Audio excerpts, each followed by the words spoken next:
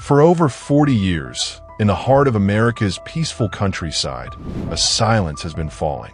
It's not the silence of a quiet night. It's the silence of a vanished soul. A phone that never rings again. A bed that remains forever empty. This is the story of the Millfield County Disappearances. Dozens of people gone without a single clue. No straggle, no bodies, just nothing. The official reports are filled with words like unknown and presumed deceased. But the people here know better. They whisper about a predator walking among them. A hunter so careful, he's invisible. But what if the hunter isn't human? Others have seen things in the sky. Lights that move in impossible ways. Silent crafts that stalk the lonely backroads. They believe we are not the only hunters in these woods. And then there are the oldest whispers. Whispers of a tragedy so profound, it stained the very soil of Millfield. Of a vengeful spirit, a ghost in the fog, who claims a life every Friday night when the church bell tolls. Over the next 4 chapters, we will descend into the heart of this mystery. We will profile a phantom killer, gaze into the cosmos for answers, confront a legendary ghost, and in the end, we may find that the truth is far more terrifying than any one story can contain. This is the mystery of the silence.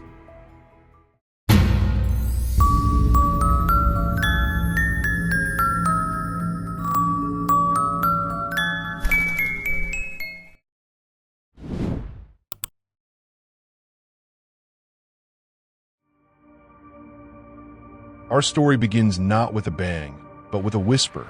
The first documented disappearance that fit the pattern was in 1982.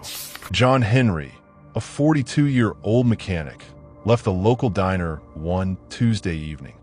His truck was found 2 days later, parked neatly on the side of Route 17, keys in the ignition, a half-drunk cup of coffee still warm on the passenger seat.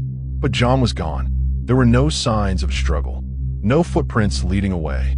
It was as if he had been plucked from the driver's seat and erased from existence. The sheriff's department called it a likely walk away, a man starting a new life. But his family knew that was impossible. John loved this town. He was fixing our mama's fence that weekend. He wouldn't just leave. Something took him. It was too clean, too quiet. John Henry was just the beginning. Over the decades, the pattern repeated. A hunter who never returned from the woods, his rifle found leaning against a tree. A teenager who vanished walking home from a friend's house, her backpack found on the road, perfectly packed. The connections were thin, almost invisible, but they were there. The victims were always alone. It always happened at dusk or at night. And not a single piece of forensic evidence. No hair, no fiber, no blood was ever found. This is where the legend of the vanishing man began. Not a man, but a concept. A force that operates with a terrifying, meticulous precision. This isn't a crime of passion, it's a harvest. And that precision, it's what led some to look for an explanation beyond a human killer.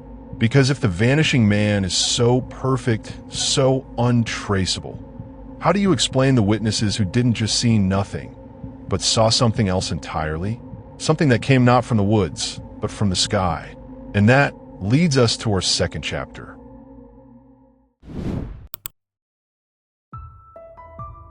It was watching me. It made no sound. The sky went wrong. As the disappearances mounted, so did the stories. And a new, chilling pattern emerged in the witness statements. They weren't talking about man. They were talking about lights. In 1998, a young couple, Mark and Jenny, were driving on the old mining road when their radio filled with static. Then they saw it. 3 pulsating lights in a perfect triangle, hovering silently above the field to their right. It didn't make a sound. It was just there. And then it shot straight up and was gone in a blink. We reported it to the sheriff, but they just laughed. But we know what we saw. This wasn't an isolated incident. Reports of strange aerial phenomena in Millfield County date back to the 1950s. But the connection to the disappearances is what sends a shiver down your spine. Consider the evidence, the lack of struggle, the absence of bodies, the complete forensic void. These are hallmarks of what ufologists call high strangeness cases. The theory is as terrifying as it is simple. We are not the apex predators here. We are the livestock. And these stories from Millfield are echoes of real life, unsolved mysteries that continue to baffle investigators to this day. Take the real-life case of the Skinwalker Ranch in Utah. For decades, ranchers there reported not just UFOs, but bizarre, paranormal activity, cattle mutilations performed with surgical precision, invisible entities, and orbs of light that seem to possess intelligence. A team of millionaire scientists and Pentagon officials even studied it and left baffled. Or the infamous Thomas Mantell case of 1948, where a Kentucky Air National Guard pilot was sent to investigate a UFO and died chasing it. His last words describing a metallic object of tremendous size. These are not campfire stories. They're documented incidents. And in Millfield, the stories are the same. But so are the oldest stories. The ones that predate the UFO era by nearly a century.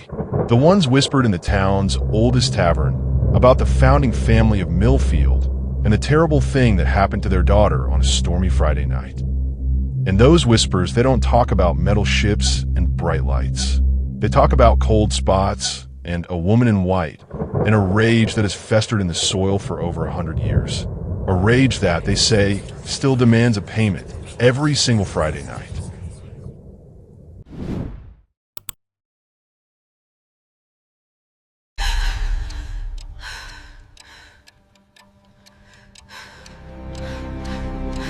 Long before there were trucks and diners, there was the Millfield farm. In 1873, the daughter of the farm's owner, Eleanor Millfield, fell in love with a man from a rival family. Her father forbade the union. The legend says that on a rainy Friday night, Eleanor, dressed in her white nightgown, threw herself from the barn loft after learning her lover had been killed in an arranged fight. Her grief was so powerful, her spirit never left. The locals began calling her the Lady in White. And soon, the deaths began. Not disappearances, but gruesome, violent deaths, always occurring on Friday nights near the old farm, where the vanishing man was clean and the lights were clinical. The work of the Lady in White is personal. Messy. It said she mistakes lonely travelers for her lost love. And when she realizes they are not him, her sorrow turns to uncontrollable rage.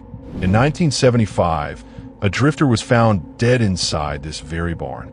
The coroner's report listed the cause of death as massive internal trauma, but there wasn't a mark on his body.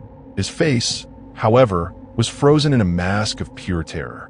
He died on a Friday. In 2001, a group of teenagers partying in the barn reported seeing a floating white figure.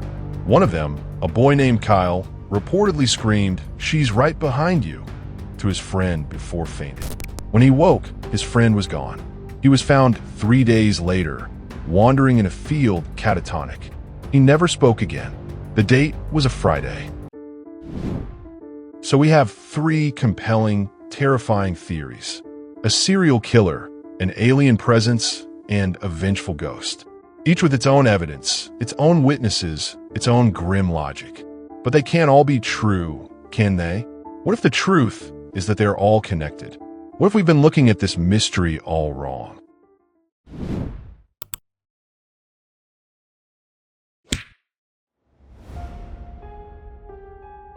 Three threads, 3 monsters. For 40 years, investigators, reporters, and paranormal enthusiasts have tried to pull on one thread, believing it would unravel the whole mystery. But what if that's the mistake? Let's consider a terrifying 4th option. What if these 3 entities are not in competition, but in a kind of symbiosis? Think about it. The vanishing man creates the fear of the unknown. The lights in the sky create the fear of the other. The Lady in White creates the fear of the past. Together, they form a perfect prison of fear around Millfield County. It's a A dark ecology where fear is the currency, and the people of Millfield are trapped within it. Perhaps there isn't one answer.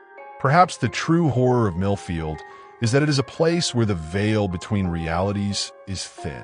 A place where a human monster can operate under the cover of supernatural rumors, where a paranormal event can be amplified by human terror, and where a local legend can be given power by our collective belief. The silence isn't caused by a killer or an alien or a ghost.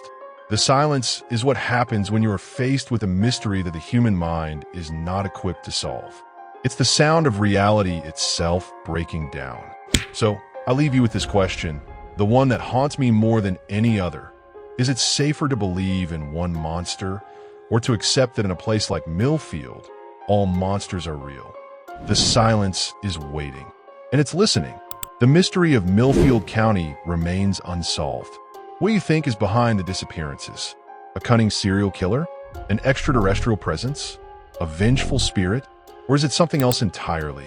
Leave a comment below and tell me what you believe is the true cause of the silence. If you want to join us as we investigate other unsolved mysteries from around the world, make sure to subscribe AI Storytelling YTS and hit the bell icon so you don't miss our next journey into the unknown.